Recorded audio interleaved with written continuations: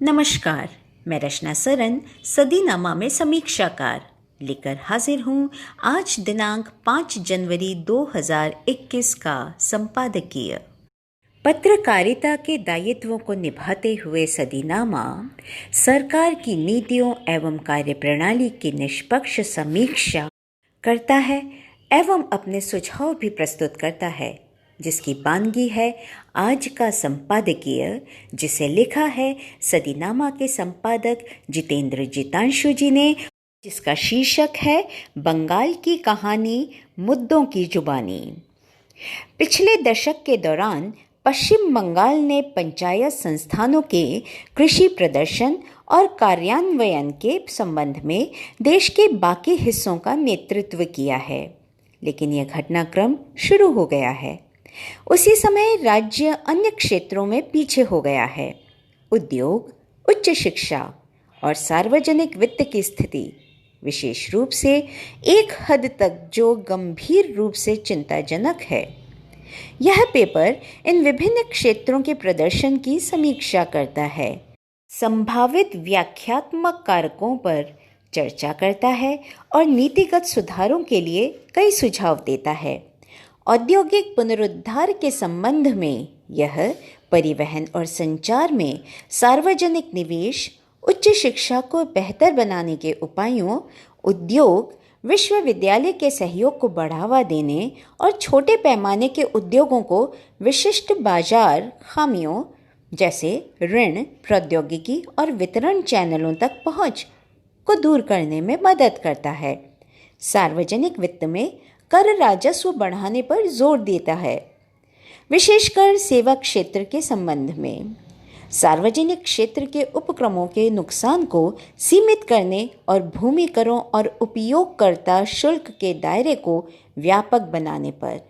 कृषि क्षेत्र में बहुराष्ट्रीय कंपनियों के साथ जैव प्रौद्योगिकी, विस्तार सेवाओं, सिंचाई और बाढ़ नियंत्रण के संबंध में सरकार की अधिक भूमिका की आवश्यकता पर बल दिया गया है। साथ ही बहुराष्ट्रीय कंपनियों के साथ अनुबंध खेती को प्रोत्साहित और विनियमित करने के लिए सुझाव दिया गया है।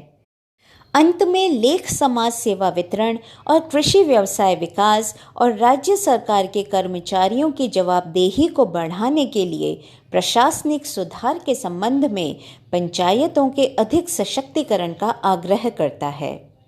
यह उपयुक्त समय है, इसलिए पिछले एक दशक में पश्चिम बंगाल की अर्थव्यवस्था, संस्कृति, शिक्षा और राजनीति के विभिन्न क्षेत्रों के प्रदर्शन की समीक्षा करना और भविष्य की नीतिगत प्राथमिकताओं के लिए कुछ सबक देना। हम पहले समस्या क्षेत्रों से शुरू करते हैं, जहां नई नीतिगत पहलों की आवश्यकता सबसे बड़ी है। उद्योग, उच्च शिक्षा और सार्वजनिक वित्त। हम इसके बाद ग्रामीण विकास और प्रशासन, विकेंद्रीकरण, सामाजिक सेवाओं और सार्वजनिक प्रशासन सहित पर चर्चा करने के लिए आगे बढ़ते हैं और तर्क देते हैं कि इन क्षेत्रों में एक नए नीति दृष्टिकोण की आवश्यकता है। आय असमानता की घटना, गरीबी, खाद्य असुरक्षा, कुपोषण, भुखमरी और कुछ अन्य सामाजिक आर्थिक समस्याओं के सैकड़ों या सामाजिक आर्थिक खतरों के मूल के अंतर्गत आती है।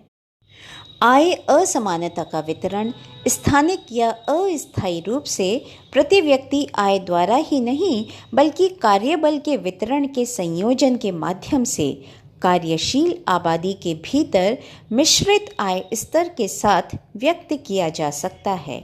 आमीन। जितेंद्र जितांशु, 5 जनवरी 2021। तो श्रोताओं, यह था आज का संपादकीय बंगाल की कहानी मुद्दों की जुबानी। कल फिर एक नए विषय पर नए संपादकीय के साथ हम फिर से उपस्थित होंगे। तब तक के लिए नमस्कार।